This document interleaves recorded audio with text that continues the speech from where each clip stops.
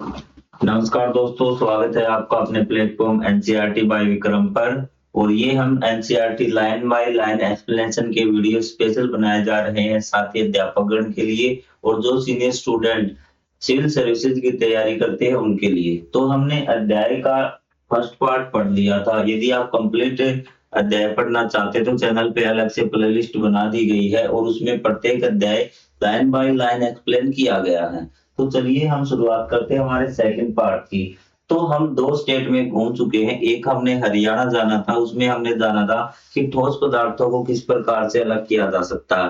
फिर हम पहुंचे थे अहमदाबाद, वहां हमने जाना कि नमक को हम कैसे बना सकते हैं और किस प्रकार से नमक तैयार किया जाता है। और अब हम पहुंच चुके हैं आपके पुडुचेरी में, जहां दादाजी चाय पी रहे थे और हम भी अभी दादाजी के साथ चाय पीते चलिए।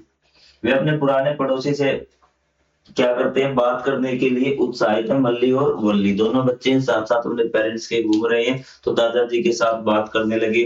पुराने पड़ोसी थे, उनसे वो पहले की बातें करने लगे और उन्हें इस प्रकार से ध्यान ही नहीं रहा कि कब शाम हो गई और टाइम हो चुका था दादाजी की चाय का। दादाजी, मैं आपके लिए चाय बनाता हूँ, बच्चे हम भी आपकी सहायता करेंगे भी। चाय बनाते समय दादाजी ने एक कप चाय बनाने के तरीके के बारे में कुछ सुझाव दिए कि यदि आपको एक कप चाय बनानी है ना तो उसके लिए कुछ सुझाव दिए भी। चाय बनाने के बाद आप चाय की पत्तियों को कैसे अलग कर सकते हैं। इसने कहा कि चाय हमने बना ली लेकिन उसमें चाय की जो पत्तियां डाली है ना उसको हम कैसे अलग करें भी। दादाजी, स्पष्ट है, चालनी के द्वारा। आप जानते हैं यदि हमारे पास चालनी नहीं है तो भी हम अधिकांश चाय की पत्तियों को अलग कर सकते हैं। उसने कहा कि हम चालनी के द्वारा तो अलग करते हैं चाय को छानकर, आप समझ रहे हैं, लेकिन अगर किसी के पास चालनी नहीं हो तो भी हम अधिकतर जो आपके चाय के पत्ते हैं उनको हम अलग कर सकते हैं। अब बच्चे हैरान कि बिना छालनी के किस प्रकार से अलग किए जा सकते हैं। तो चलिए, दादाजी ये पुराने हमारे बुजुर्ग हैं तो उनसे कोई ना कोई तजुर्बा हम प्राप्त करते हैं। वल्ली, वह कैसे? दादाजी, चाय वाले बर्तन को कुछ समय के लिए स्थिर छोड़ दें, फिर चाय को धीरे धीरे कप में उड़ेले भी। तो आपको क्या करना है कि आप जिसमें आपकी चाय है उसको थोड़े समय के लिए रख दे। वो आपके जो चाय के कण है, चाय पत्ती के कण है, वो नीचे बैठ जाएंगे और फिर आप धीरे धीरे चाय को डालिए तो आपकी चाय ऊपर, सिर्फ ऊपर आपकी चाय आ जाएगी। वो चाय दूसरे बर्तन में डाल लीजिए, आपके जो चाय पत्ती के दाने हैं वो नीचे रह जाएंगे। ठीक है। अच्छा, इसको बोलते हैं निस्तारण प्रक्रिया। क्या बोलते हैं? निस्तारण प्रक्रिया का उपयोग चावल और दालों को धोने और साफ करने में किया जाता है। इसी प्रकार की जब चावल और दाल हम धोते हैं ना तो उसको डाल देते हैं पानी में, कुछ समय के लिए उसको ऐसे रख देते हैं। जो दाल है वो आपके नीचे बैठ जाएगी, उसमें छोटा मोटा भूसा होगा, हल्का ऊपर आ जाएगा और ऊपर से हम पानी निकाल लेते हैं, नीचे दाल आपकी बच जाती। दाल हो चाहे ये चावल हो। तो ये चीज आपको दादाजी ने बता दी। स्थिर छोड़ दे मतलब एक जगह छोड़ दे, फिर चाय को धीरे धीरे कप में उड़ेले। वल्ली, अरे हाँ, और तब चाय की पत्तियां नीचे रह जाएंगी। ठोस और द्रव के मिश्रण में बाहरी अवयव नीचे बैठ जाते हैं। उसने कहा कि ठोस और द्रव का मिश्रण होगा ना तो आपका क्या होगा कि वो नीचे बैठ जाएगा, कि आपका बाहरी पदार्थ होगा वो नीचे बैठ जाएगा। और इस प्रक्रिया को हम अवसादन बोलते हैं, इसको इंग्लिश में बोलते हैं सेडिमेंटेशन। क्या बोलते हैं? सेडिमेंटेशन। जब बर्तन को तिरछा कर जल को हटाया जाता तो यह प्रक्रिया निस्तारण कहलाती है। जो नीचे बैठते हैं ना पदार्थ, आपका मिश्रण किसका है? आपका ठोस पदार्थ का और द्रव पदार्थ का। ये चीज आपको समझ में आ गई। नीचे कौन बैठेगा? ठोस। जब आपका ठोस नीचे बैठता है ना तो इसको हम बोलते हैं अवसादन। क्या बोलते हैं? अवसादन। लेकिन जब हम उस प्रक्रिया पानी अलग करते हैं ना, ठीक है, इसको हम बोलते हैं निस्तारण, डिकल्टेशन। क्या बोलते हैं? निस्तारण। आपको दोनों में अंतर समझना होगा। जब आपका जो भारी पदार्थ है वो नीचे बैठते हैं उसको तो हम बोलते हैं सेडिमेंटेशन, ठीक है, अवसादन। लेकिन जब हम उन दोनों को अलग करते हैं ना तो उसको बोलते हैं निस्तारण। क्या बोलते हैं? निस्तारण। हमारे आसपास की सामग्री अध्याय में आपने पढ़ा कि तेल जल में मिश्रित नहीं होता और कुछ समय तक बिना हिलाए रखने पर एक अलग परत बना लेता है। तेल और जल को पृथक करने के लिए आप किस विधि का उपयोग करेंगे? तो आपको बताया कि वो तो अलग ही करने हैं, हमें ऊपर ऊपर का हटाना है। तो आपका कौन सी विधा उपयोग होगी? क्योंकि सेडिमेंटेशन तो होगा नहीं, तो आपका सिर्फ क्या होगा? निस्तारण होगा भी। दादाजी, लेकिन आप भी मेरे मुंह में चाय की कुछ पत्तियां आ सकती है, फिर भी निस्तारण की प्रक्रिया पूरी तरह से चाय की पत्तियां चाय से अलग नहीं होती। उसने कहा कि आपने इस प्रकार से चाय की पत्तियां अलग कर ली, लेकिन कुछ पत्तियां तो फिर भी हैं जो चाय में आ जाएंगी निस्तारण से, पूरी तरह आपका नहीं होंगी अलग। तो कुछ अब आपका क्या आइडिया है कि किस प्रकार से अलग करें? बच्चे ने पूछ लिया दादाजी से। तो बालन अच्छा, इसका अर्थ ये कि इसको अलग करने के लिए उपयुक्त विधि नहीं। इसने कहा कि इन दोनों चीजों को, ये आपकी जो निस्तारण थी ना, ये आपकी उपयुक्त विधि नहीं है। दादाजी बिल्कुल सही, तुम ठीक कह रहे हो। अच्छा बच्चों, अब चाय तैयार है। मल्ली ताक से चाय की चालनी उठाता और अपने दादाजी को देता है। दादाजी आइए, अब मैं चाय को इस चालनी से छानता हूँ। तुम देख सकते हो कि सारी चाय की पत्तियां चालनी में रह जाती है। चाय से चाय की पत्तियां अलग करने की इस प्रक्रिया को निस्यंदन कहते हैं, फिल्टर करना कहते हैं। क्या कहते हैं? निस्यंदन। क्या बोलते हैं? निस्यंदन। आपके साइंटिफिक वर्ड है, आप इनको जरूर नोट कर ले कि निस्यंदन क्या होता है। ठीक है। बालन मतली से पूछता है, क्या वह अपने मटमैले जल के निस्यंदन के लिए चाय की चालनी का उपयोग कर सकता है? इसने कहा कि अब हमारे पास मटमैला जल है, हमें मिट्टी को और आपके पानी को अलग करना है, तो क्या हम इस जो आपकी निस्यंदन फिल्टर जो प्रोसेस को प्रयोग कर सकते हैं? आओ, क्यों न हम स्वयं इसका पता लगाएं। दादाजी, साथ ही मटमैले जल के को कपड़े के टुकड़े से भी छानने का प्रयास कीजिए और अंतर देखिए। इसने कहा कि एक हमें चालनी से छानना है, जिसको आपको निस्यंदन बोला है, और आपको एक कपड़े से भी छानना है भी। मल्ली, हम कपड़े का टुकड़ा क्यों उपयोग करना चाहिए? मल्ली पूछते हैं कि कपड़े का उपयोग क्यों करें छानने के लिए? तो चलिए उसका जवाब भी अब हमें जानते हैं। दादाजी, कपड़े के टुकड़े की बुनाई में दागों के बीच छोटे छोटे रंध्र या छिद्र होते हैं। उसमें दादाजी ने कहा कि कपड़ा होता ना, जब हम उसकी बुनाई करते हैं तो उसके बीच में बहुत बारीक बारीक छिद्र होते हैं। ठीक है। कपड़ों की इन छिद्रों का उपयोग छानने के लिए किया जा सकता है। प्राचीन काल में लोगों ने इस पद्धति को अपनाया था, कि प्राचीन लोगों के पास छाननी नहीं थी तो वो कपड़े से छानते थे, तो इस विधि का प्रयोग करते थे। यदि जल एक बार छानने के बाद भी गंदा है तो अशुद्ध या फिल्टर पत्थर का उपयोग करके अलग की जा सकती है, जिसमें और भी छोटे रंध्र या छिद्र होते हैं। फिल्टर पत्थर एक ऐसा निस्यंदक होता है जिसमें अत्यंत सूक्ष्म छिद्र होते हैं। आपका फिल्टर पेपर भी, फिल्टर पत्थर भी जिसको बोलते हैं, जिसमें जो आपके कण होते हैं बहुत बारीक बारीक होते हैं, क्योंकि छालनी में छिद्र मोटे होते हैं ना, तो आपका मटमैला जिसमें मिट्टी मिली हुई थी, पानी मिट्टी उसमें नहीं रुकेगी, वो सारी मिट्टी छालनी के अंदर से गुजर कर आ जाएगी। तो उसके लिए हमें कपड़ा यूज करना पड़ेगा। कपड़े से भी नहीं हो रहा तो फिर बाकी हमें फिल्टर पेपर यूज करना पड़ेगा। यदि उससे भी नहीं होता, आप 2-3 की एक तह लगा लीजिए और उसमें से धीरे धीरे छानिए भी। आइए एक प्रयोग करें कि आपको फिल्टर पेपर को मोड़कर उसका एक शंकु कोण बनाने का प्रयास करें। इस प्रकार से बनाने की पहले गोल है, फिर इसने हाफ में मोड़ा, फिर आपको इस प्रकार से फिर उसको एक कीप बना लेंगे। शंकु बनाने के लिए फिल्टर पेपर को मोड़ना इस तरह से आप मोड़ लेंगे और इस प्रकार का एक शंकु बना लेंगे भी। ठीक है। इस शंक्वाकार फ्लास्क पर रखे, कीप के अंदर रखे और इसमें मटमैला पानी डाले। इसमें इस प्रकार से आपको कीप के अंदर रखना है इसको और पानी डालना है। ये देखिए मटमैला पानी, ये आपका स्टैंड हो गया और शंक्वाकार ये फ्लास्क, ये आपका पानी आ रहा है। इसको बोलते हैं निस्यंदन। आपको बोलना छाननी के द्वारा छानना जो होता है आपका निस्यंदन कहलाता है। आपने क्या अवलोकन किया? क्या मिट्टी के कण फिल्टर पत्थर से होकर निकल जाते हैं? कीप से निकलने वाला जल शंक्वाकार फ्लास्क में एकत्रित हो जाएगा। आपको फिल्टर पत्थर पर अवशेष के रूप में मिट्टी और शंक्वाकार फ्लास्क में निस्यंदन के रूप में जसवंत जल प्राप्त होगा। इसने कहा कि जो आपकी मिट्टी थी वो आपकी फिल्टर पेपर में रह जाएगी, नीचे आपको बिल्कुल साफ जल मिलेगा भी। फिल्टर पत्थर के अतिरिक्त कपास, चारकोल, रेत इत्यादि अनेक सामग्रियों का प्रयोग करके, इसने कहा कि जल्दी फिल्टर पेपर ही आप यूज करें। फिल्टर पेपर नहीं है तो उसके जगह आप क्या कपास यूज कर सकते हैं, चारकोल यूज कर सकते हैं, रेत आदि अनेक सामग्रियों का उपयोग निस्यंदन के रूप में किया जा सकता है।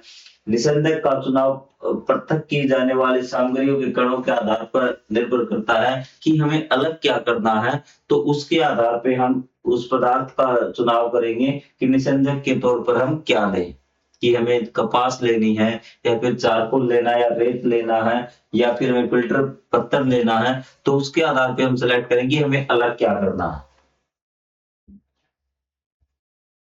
वल्ली अपनी दादी जी के साथ प्रकृति की सैर पर जाती, मतलब कि घूमने जाती है भी, और एक तालाब से थोड़ा जल एकत्रित करती है। उसे जल में कुछ अवांछित पदार्थ दिखते हैं और जल में देखता है कि कुछ ऐसे अशुद्धियां, अवांछित पदार्थ, मतलब जो उसे नहीं चाहिए भी।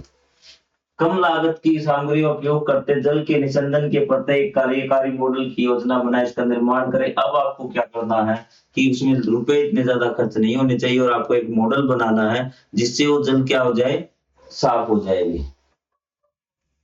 अब आप देखिए, टी बैग, चाय की पत्ती की थैली पहले रेशम जैसे मुलायम कपड़ों से बनाई जाती, क्योंकि ये चाय की पत्ती को रोक लेती थी और जल इसके आर पार निकल जाता था।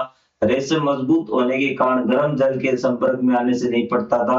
बाद में लोग जाली या मलमल के कपड़े का उपयोग करने लगे थे, उन्होंने फिल्टर पत्थर का उपयोग करना आरंभ कर दिया, जिससे आजकल अधिकांश टी बैग बनाए जाते। अब देखिए क्या करने लगे कि आपकी चाय में ये आपने देखी होगी, क्या करते हैं कि जो आपकी चाय पत्ती की ना क्या करते हैं, गर्म करते हैं, इस प्रकार कप रखते हो, कप में क्या, चाय की पत्ती एक होती है भी, तो ये इसमें थैली में क्या होती है, चाय की पत्ती होती है। अब इस जो बैग है ये आपका बनाया जाता था रेशम के कपड़े से, कि ये चाय की पत्ती तो इसके अंदर ही रहती थी पत्तियां, लेकिन पानी आर पार निकल जाता, जिससे उसका जो टेस्ट होता था ना चाय पत्ती का, वो इस पानी में घुल जाता था।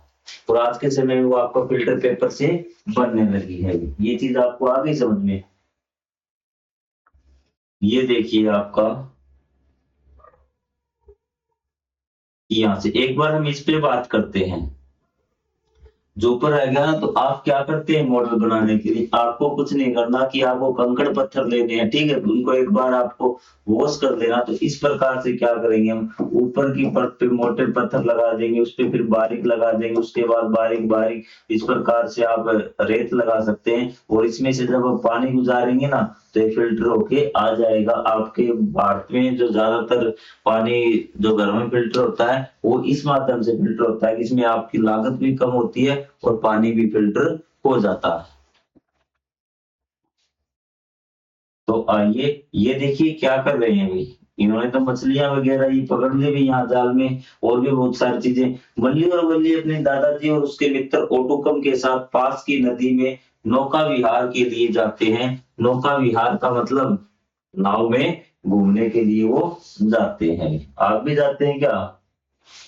ओटुकम एक मछुआरे जैसी भी मछली पकड़ने के लिए जाल डालते हैं तो पानी जाल से बाहर बह जाता है। मल्ली को पहले सीखी हुई निषंजन की विधि का स्मरण हो आता है, वह समझती है कि मछली पकड़ने की यह विधि बिल्कुल उसी के समान है। मल्ली जाल में फंसी मछलियों के साथ प्लास्टिक की थैलियां, टूटी बोतलें, खाद्य सामग्रियों के पैकेट और एक बड़ी मछली के मुंह में फंसी प्लास्टिक की नली देखकर स्तब्ध हो जाती है। उसने कहा कि जो डाल जाल देखते हैं ना, तो इस प्रकार से उसे ये चीजें दिखाई देती है कि उस जाल में मछलियां भी आ गई, आपकी और चीजें भी आ गई, और देखता है कि एक मछली की जो मुंह में एक प्लास्टिक की नली फंसी हुई थी, और वो स्तब्ध हो जाती, हैरान हो जाती है, ये क्या हुआ अभी। आपको आ रही बात समझ में? तो ये सब सारी चीजें आपको थोड़ा सा वातावरण के प्रति भी सचेत बनाती है कि पानी के साथ, मतलब समुद्र है, नदियां हैं, उनकी जो स्वास्थ्य है उनका ध्यान हमें रखना चाहिए, उसमें हमें कचरा वेस्ट वगैरह नहीं फेंकना चाहिए, उस बात की ओर यहाँ पर इशारा किया गया है। आइए नदी और महासागरीय प्रदूषण के मुद्दे पर जागरूकता बढ़ाने के लिए एक कविता की रचना कीजिए। और यहाँ कुछ पंक्तियां लिखी गई है, इसमें कुछ पंक्तियां जोड़ना भी। समुद्र में तैरती थी छोटी मछली कोयलाश, नानी सी प्यारी सी वो थपकी थी खास। एक दिन प्लास्टिक का बड़ा टुकड़ा बहता हुआ आया, गर्दन कोयला इसकी फंस गई, दर्द ने उसे बड़ा तड़पाया। तो बीच की दो लाइनें आप अपनी मर्जी से लिख दीजिए, या फिर मैं भी लिखूं, कभी कोई शॉर्ट बनाऊंगा, कभी मूड हुआ कविता लिखूंगा, तब मैं आपको एक कंप्लीट करवा दूंगा। अपने अभिभावकों के साथ चर्चा करें भी। आपके घर में कटोरे में रखा हुआ दूध फट गया है, अपने अभिभावकों के साथ चर्चा करें कि आप इसका उपयोग किस प्रकार कर सकते हैं, इस प्रक्रिया में आप पृथक्करण की किस विधि का उपयोग करेंगे भी। तो आपके घर में क्या है कि फंस गया, मतलब कि दूध फट गया है, अब उस दूध का क्या करना है भी। तो आप किस प्रकार की पृथक्करण की विधि उपयोग करेंगे, क्योंकि अब आपको कपड़े में लपेट के उसको बांध देंगे, ठीक है, उसका पनीर बनाने की कोशिश करेंगे, ठीक है। तो इस प्रकार की आपकी निस्यंदन विधि आपकी उसको छानकर अलग किया जा सकता है। मल्ली और वल्ली अपने दादा दादी का आशीर्वाद लेकर और बालन को शुभकामना देकर मध्य प्रदेश के नगर भोपाल की यात्रा करते हैं। अब वो बढ़ चुके हैं भोपाल की तरफ। आपका आपका हरियाणा से अहमदाबाद, जहाँ नमक सिंह का आपका अहमदाबाद से वो कहाँ पे, जहाँ पौंडीचेरी जहाँ आपने निसंदन सीखा है, और अब पहुंच चुके हैं मध्य प्रदेश के भोपाल में। भोपाल में रेलगाड़ी जब भोपाल पहुंची उस समय तिरहुत धूप के कारण गर्मी बढ़ रही है। फिर मौसी के घर की ओर जाते समय एक ढाबे में छाछ पीते हैं। छाछ मतलब लस्सी पीते हैं।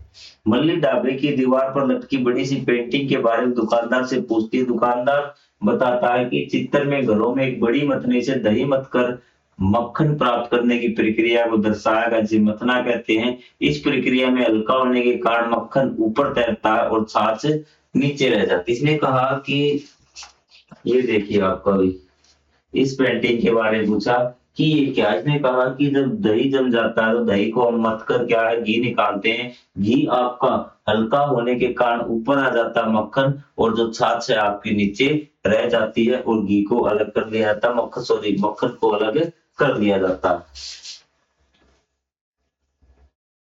क्या आप रसोई घर में पाए जाने वाले एक उपकरण का नाम बता सकते हैं जो बिजली से चलता है और छाछ तैयार करने के उपयोग में लाया जाता है? मथना है तो उसको कई मदनी भी बोलते हैं, कई आपको दूध पिलाने वाली मशीन बोलते हैं, अलग अलग उसके नाम लेते हैं। तो आप बताइए जिस मशीन से दूध पिलाया जाता है उसको आपके घर में क्या बोलते हैं?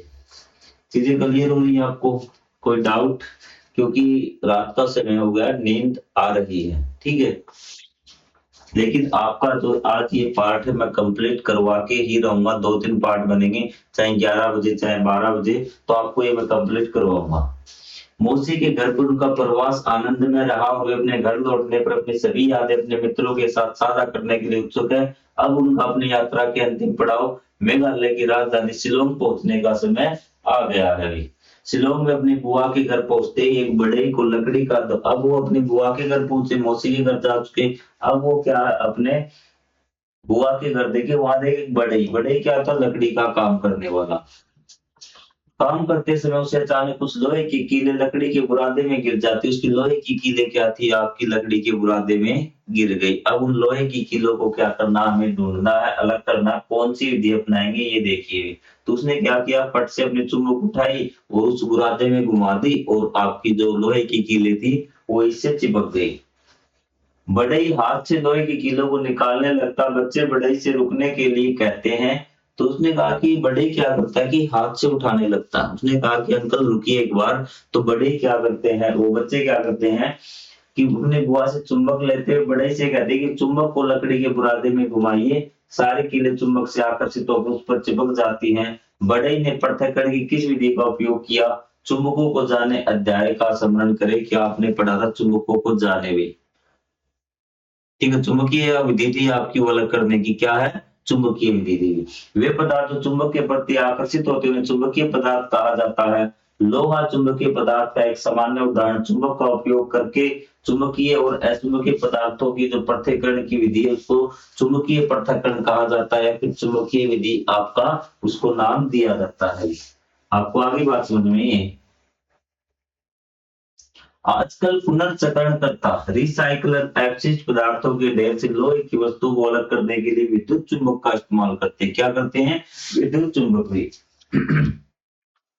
कई उद्योगों के अपशिष्ट में प्राय अनुपयोगी लोहे की कतरनी होती हैं। जो कई उद्योग का जो अपशिष्ट है ना, जो कचरा कबाड़ होता है उसमें लोहे की चीजें मिली हुई होती हैं भी। कोई नट है, कोई बर्तन है, उसको बोलते हैं स्क्रैप आयरन। क्या बोलते हैं? स्क्रैप, आपका कबाड़ ही मान लीजिए भी। इस क्रेन में लगे चुंबक का उपयोग करके अपशिष्ट सामग्री के ढेर से अलग किया जाता है। किस प्रकार से? इस डायग्राम में देखिए एक बार कि चुंबक है, इसमें था कि ये ढेर था, इसमें पूरा घूमेगा तो जो लोहे की चीजें हुई वो यहाँ से चिपक जाएंगी और उनको पिघलाकर और नया चीज बना ली जाती है। इसको बोलते हैं रिसाइकल करना।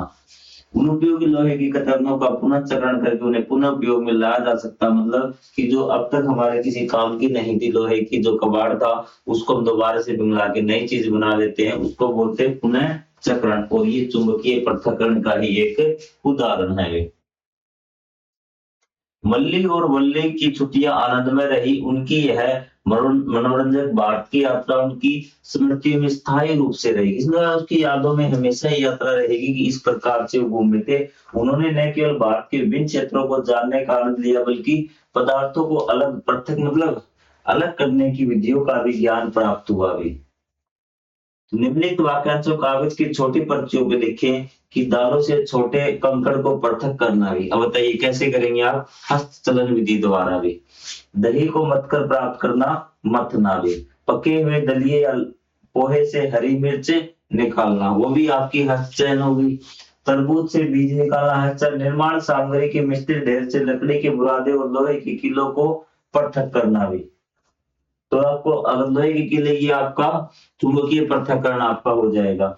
माला बनाने के विभिन्न फूलों के ढेर में से गेंदे के फूलों का चलना हस्तचयन भी, ये भी आपका हस्तचयन है। चावल के आटे में से नारियल के टुकड़े अलग करना भी, चावल के आटे, ये भी आपका क्या हो जाएगा? हस्तचयन हो जाएगा। पानी से तेल पृथक करना, ये आपका निष्पादन हो जाएगा, निस्तारण हो जाएगा। नमक के विलीन से नमक को अलग करना, ये सारी पर्ची आपने बना ली। दो टोकरियों में से प्रत्येक में दो परिजनों में से एक को प्रदर्शित करती है भी, ठीक है, कि दो टोकरियां लें, इनमें से प्रत्येक उन दो परियोजनाओं में से एक को प्रदर्शित करती है जिनके लिए हम पदार्थों का पृथक्करण करते हैं। दो दल बनाए और देखें कि कौन सा दल अधिकतम सही परिस्थितियां प्रस्तुत कर पाता है। दो ग्रुप आपने बना दिए, पर्ची निकल दी, ठीक है। तो इसमें कहा किसी एक अनुपयोगी अवयव को हटाना, कि किसी हम एक जो अनुपयोगी हमारे किसी काम का नहीं है उसको हटाना है। और दूसरे में दो भिन्न लेकिन उपयोगी अवयव को पृथक करना है, कि दो हमें भिन्न चीज है लेकिन दोनों हमारे लिए उपयोगी है, तो वो हमें इसमें डालना। अब देखिए यहाँ एक बार देखिए, रेत से कंकड़ अलग करना, तो ये हस्तचलन से तो आपका हो जाएगा। तो लेकिन ध्यान रखना कि रेत और कंकड़ पृथक करना, कि रेत से में कंकड़ तो हमारे किसी काम के नहीं ना, तो आपका ये हो गया। माला बनाने के लिए विभिन्न फूलों के ढेर में से गेंदे के फूल चुनना, कि गेंदे के फूल हमारे काम के हैं लेकिन ये नहीं कि जो बचे हुए फूल है वो हमारे किसी काम के नहीं है। दोनों चीजें हमारे काम की नहीं है, सॉरी काम की है। पानी से तेल पृथक करना, नमक के विलयन से नमक का अलग करना, तो पानी वो भी हमारे काम का है, ठीक है। तरबूज से बीज निकालना, कि तरबूज से आपने बीज निकाल लिया, बीज आपके काम के नहीं, तरबूज आपके काम का, लेकिन यहाँ देखें तो बीज भी आपके काम के हैं भी। यह क्रियाकलाप आपके इस बोध का आकलन में सहायता करेगा कि हम पदार्थों को पृथक क्यों करते हैं, कि हम पदार्थों को अलग क्यों करते हैं। क्योंकि एक तो जो हमारे काम की चीज है उसको हम प्रयोग में ले सके, और एक दूसरा ये कि जो हमारे काम की चीज नहीं है उसको हम हटा सके, कि हम पदार्थों को अलग क्यों कर सकते हैं, क्योंकि हम उसको अच्छी प्रकार से प्रयोग की स्थिति में लाया जा सके। गेहूं में कंकड़ है, भूसा भरा पड़ा तो प्रयोग की स्थिति में नहीं है, लेकिन हम उसमें से वो अलग कर देंगे तो प्रयोग की स्थिति में आ जाएगी। हमारी आवश्यकता के अनुसार प्रयोग करने के लिए हम पदार्थों को अलग अलग करते हैं। तो ये आपका अध्याय यहाँ से समाप्त होता है। तो इसमें से आपको मथना आपको पता, निस्तारण पता, वाष्पीकरण, निस्संदन आपका चयन, चुंबकीय पृथक्करण, मिश्रण, अवसादन, ठीक है, छानना आपको पता, थ्रेसिंग, ओसाई, सारी चीजें आपको पता। इसमें से कोई भी अगर आपको डाउट रहता है तो आप कमेंट करके पूछ लीजिए कि सर हमें ये चीज समझ में नहीं आई, तो वो चीज आपको सर आराम से समझा देंगे। बताइए अगर आपको कोई डाउट हो तो आप कमेंट करके पूछ सकते हैं। तो मिलेंगे हम अगले अध्याय में, तब तक के लिए जय हिंद, जय Bharat, thank you very much.